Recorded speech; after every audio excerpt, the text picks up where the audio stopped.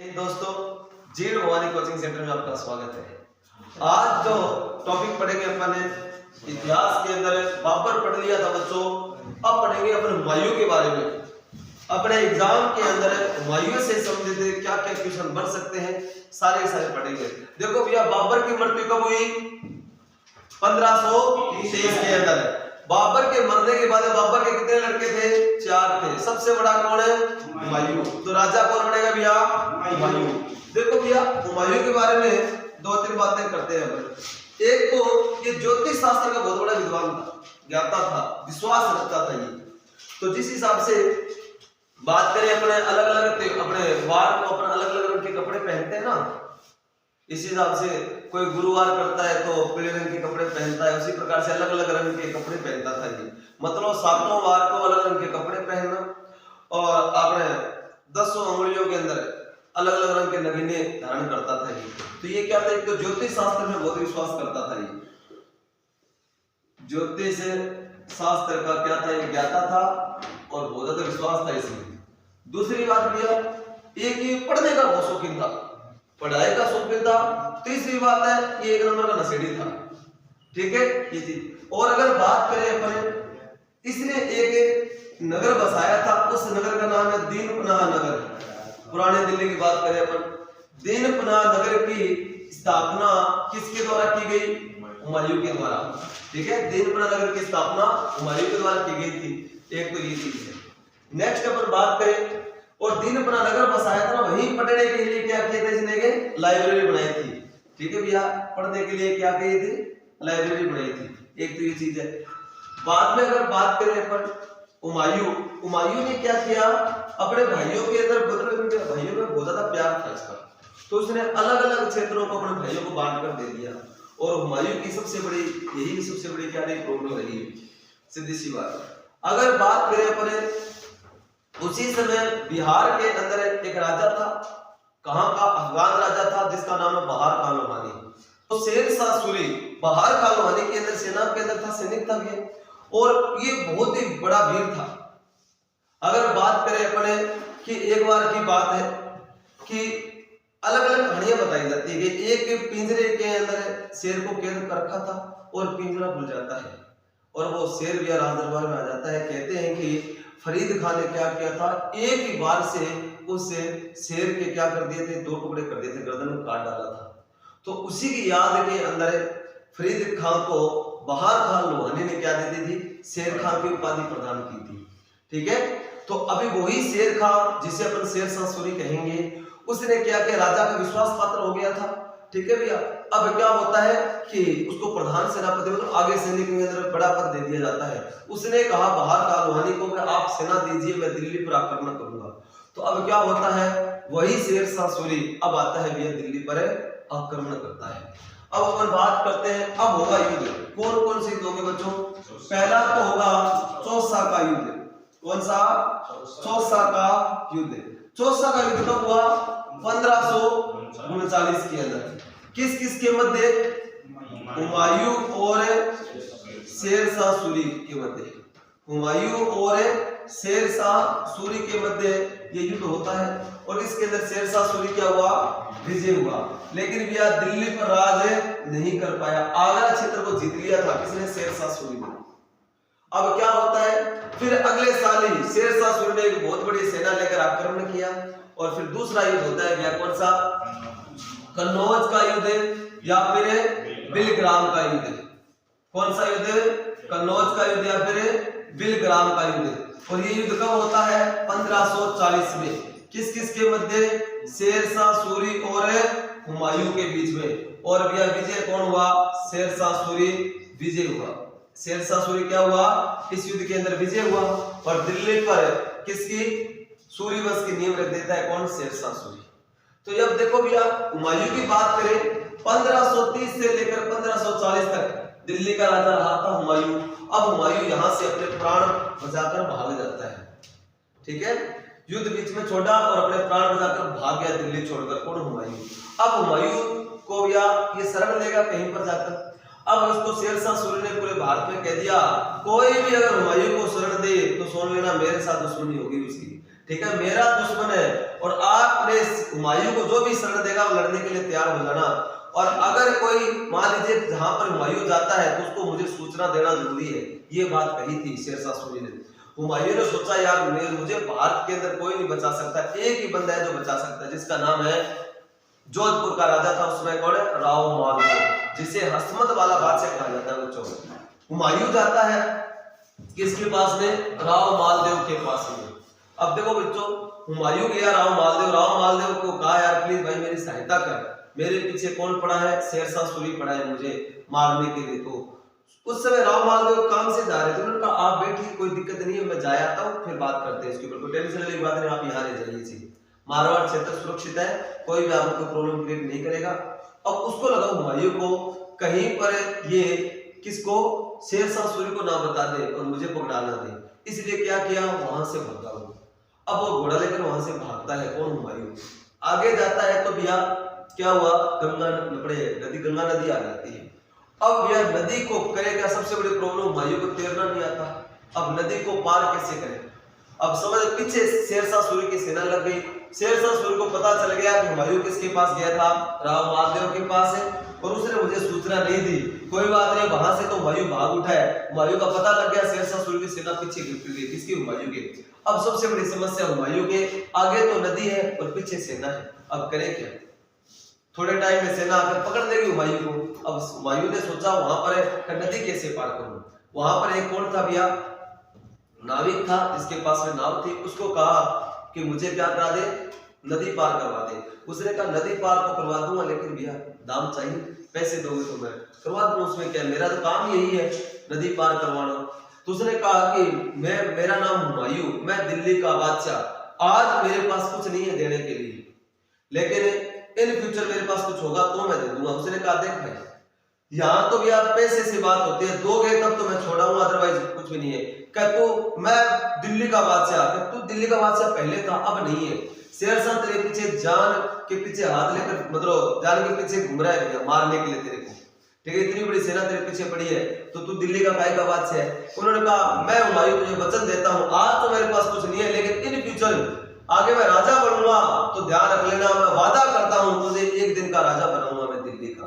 तो उसने कहा पक्की बात है, कब मेरा ये वादा रहा आपसे। तो उसने कहा चलो ठीक है भैया, और उस नाविक ने क्या किया भैया, नदी पार करवा दी।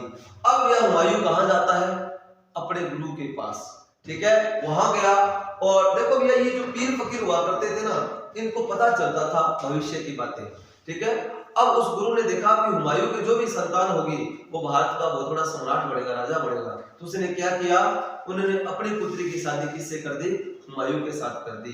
अब भैया उनको शादी करते उन्होंने कहा कि आप यहाँ से निकलो, क्योंकि शेरशाह सूरी को पता चल गया तो सभी को मार देगा वो, तो क्या करो निकलो यहाँ से। अब क्या होता है भैया, अब आप बताइए कि हुमायूं की पत्नी का नाम गुलबदन बेगम, ठीक है। अब गुलबदन बेगम को हुमायूं लेकर निकल पड़ता है, ठीक है, और जंगलों से गुजरते हुए क्या हो जाता है, गुलबदन बेगम प्रेग्नेंट हो जाती है। अब देखो भैया प्रॉब्लम ये हो गई कि एक तो पीछे सेना, ठीक है, और अब क्या है कि अकेला आदमी तो भाग सके और साथ में क्या लेडीज है और वो भी प्रेग्नेंट है, तो प्रॉब्लम हो गई सबसे बड़ी, तो जान बचाने की समस्या आ गई सबसे बड़ी, कहां पर छुपकर है। अब उन्होंने क्या किया, एक अमरकोट चले जाते हैं, अमरकोट कहां पड़ता है प्रेजेंट टाइम में, पाकिस्तान के अंदर। वहां पर राजा थे भैया कौन है, राणा वीरसाल, ठीक है, राजपूत राजा थे। राणा वीरसाल के पास जाते हैं, उन्होंने वहां शरण ली। उन्होंने कहा कि उनसे कहा हुमायूं ने कि मेरी पत्नी प्रेग्नेंट है और मेरे पीछे सेना लगी हुई है, प्लीज आप मेरी सहायता कीजिए, आप तो राजपूत राजा हैं, आप तो अभय दान देते हैं, ठीक है, मुझे मेरे प्राण बचाने के लिए मुझे शरण दीजिए आप। तो राणा वीरसाल ने कहा कोई बात नहीं है, आपकी पत्नी प्रेग्नेंट है तो हमारा धर्म बनता है कि आपकी रक्षा करना, आप यहीं रह जाइए। तो अब क्या होता है भैया, क्वेश्चन आता है आपसे, अकबर का जन्म कहाँ हुआ था, अमरकोट के राजा राणा वीरसाल के महलों में हुआ था।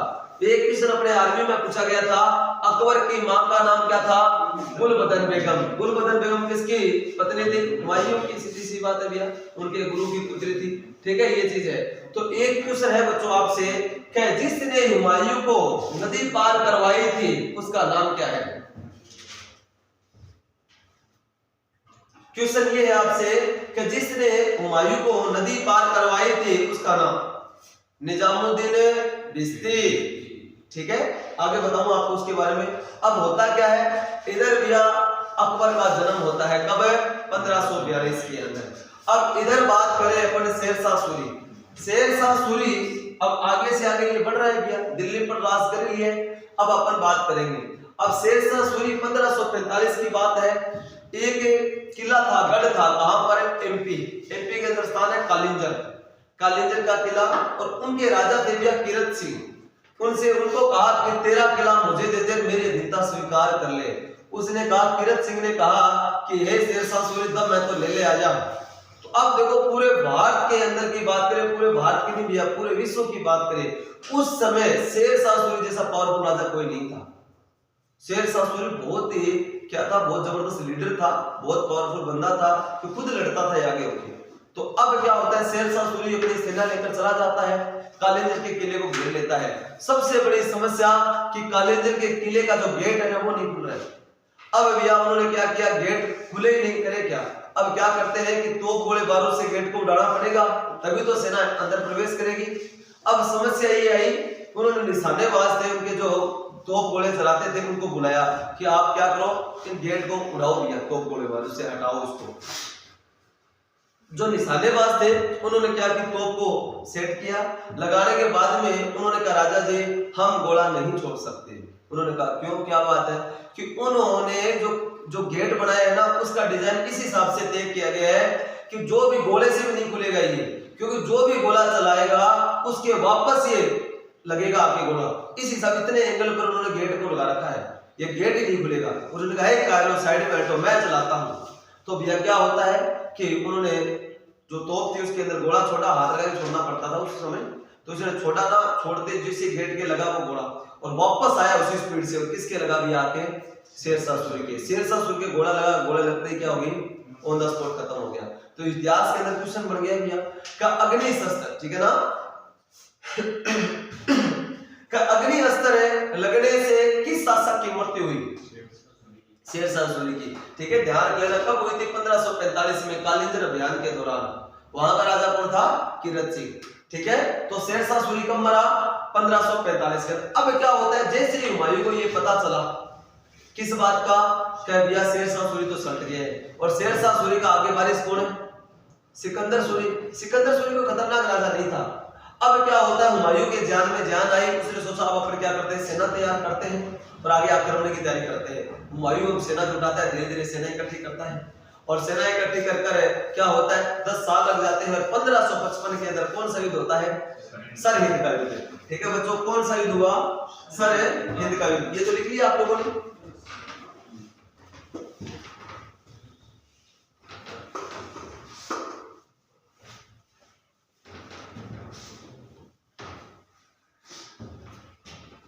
सरहिंद का युद्ध कब होता है, बताओ भैया, 1555 में।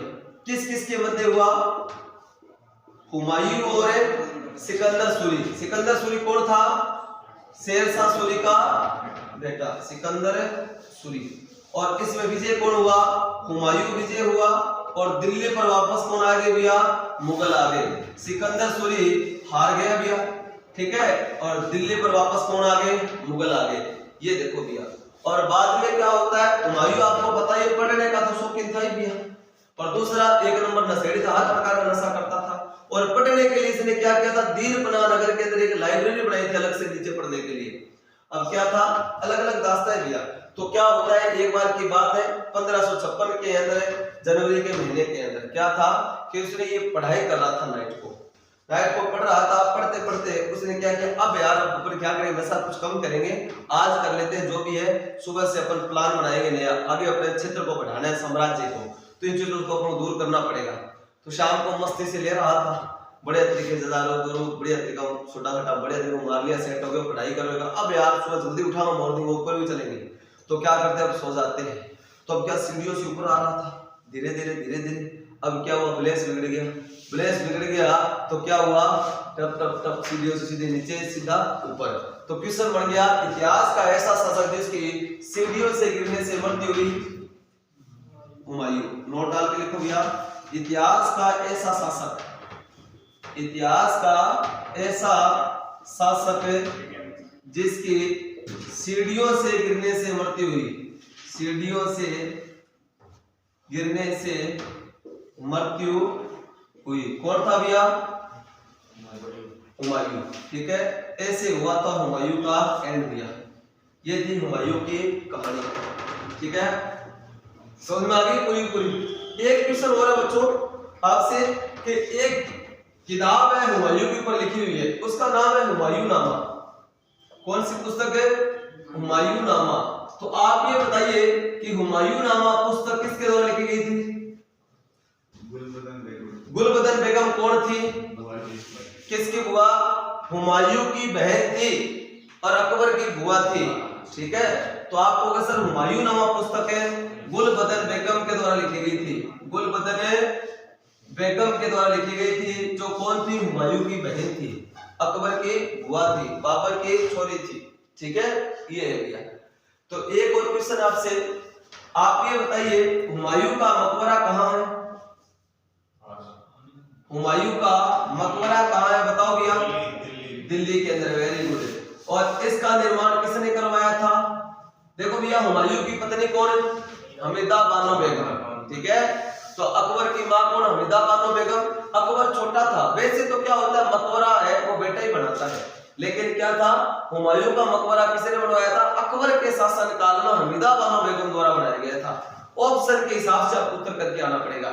अगर वहां पर हमीदा बानो बेगम ऑप्शन है तो आप हमीदा बानो बेगम कराना, अगर ऑप्शन नहीं है तो अकबर करके आना। ठीक है, तो ध्यान रख लेना किसके?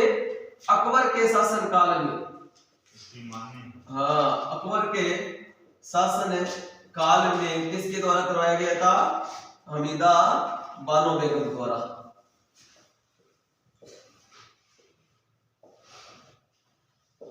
करवाया गया। ये देखो बच्चों, ये है हुमायूं के बारे में इतनी बातें, तो समझ में आ गई आप लोगों को? तो फटाफट क्वेश्चन रिवाइज करवा देता हूं। पहला क्वेश्चन है क्या ज्योतिष शास्त्र पर विश्वास रखने वाला मुगल शासक है? हुमायूं। दूसरा, दीनपना नगर किसने बसाया? हुमायूं ने। हुमायूं के द्वारा कितने युद्ध लड़े गए थे? 3 युद्ध। कौन कौन से? चौसा का युद्ध, कनौजिया बिलग्राम का युद्ध और सरहिंद का युद्ध। चौसा का युद्ध कब हुआ? 1539 से। किस किस के साथ है? हुमायूं और शेरशाह सूरी के मध्य।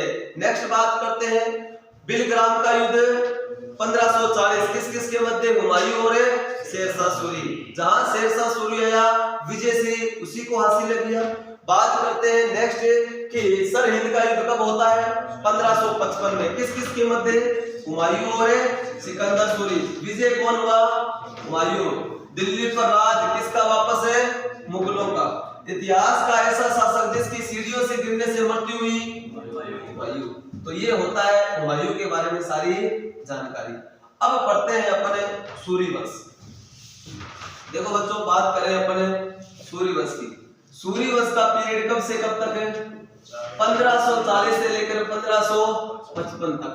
सूरी वंश का संस्थापक कौन था? शेरशाह सूरी। कौन था बच्चों? शेरशाह सूरी।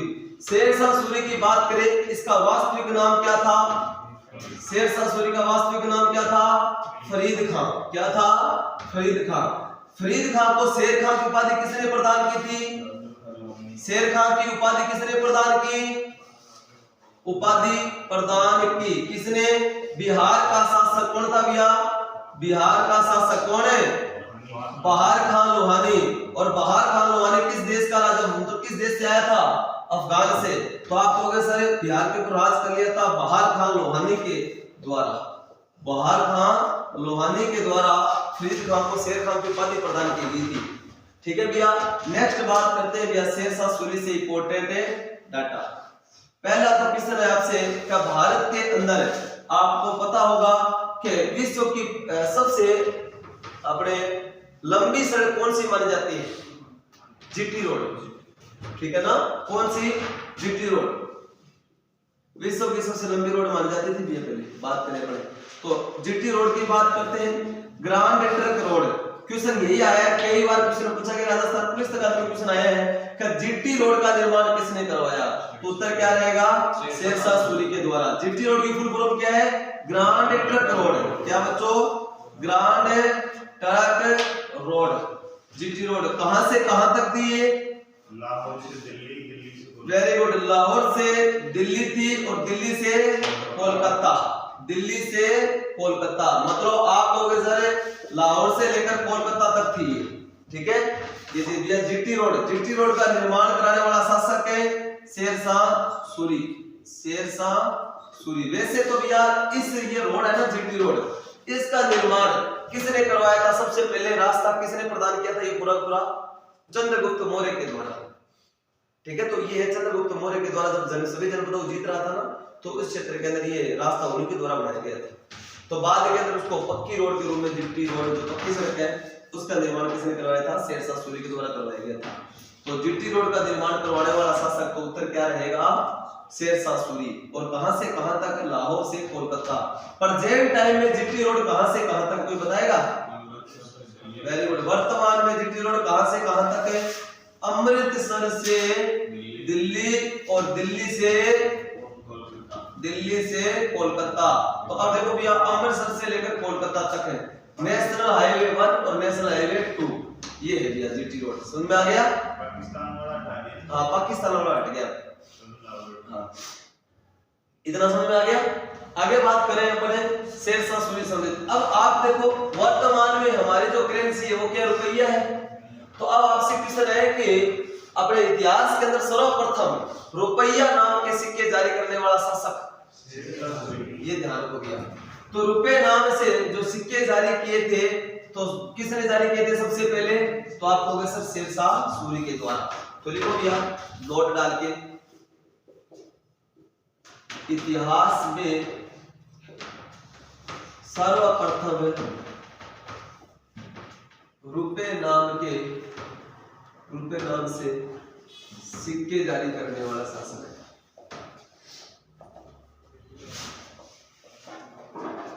कौन है, शेरशाह सूरी।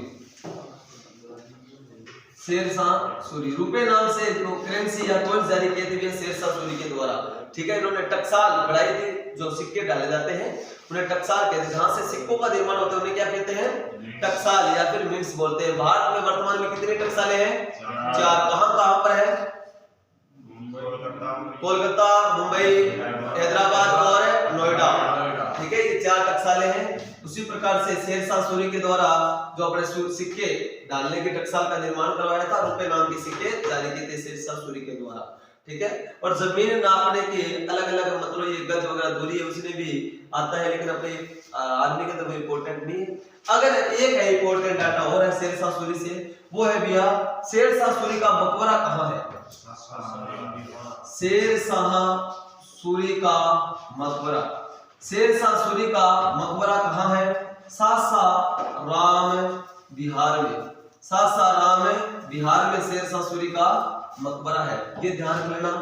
नेक्स्ट एक क्वेश्चन और आपसे, आप ये बताइए भैया कि इसकी मृत्यु कारण लिख लो। इतिहास का ऐसा राजा, इतिहास का ऐसा शासक है जिसकी अग्नि अस्त्र लगने से मृत्यु हुई,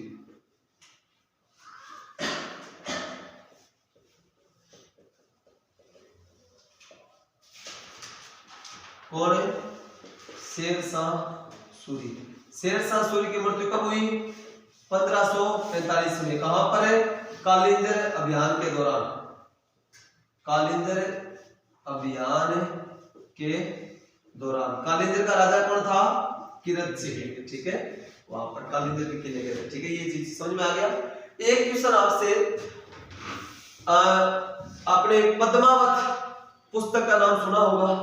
पद्मावत पुस्तक की रचना किसके द्वारा की गई थी, मलिक मोहम्मद जायसी के द्वारा।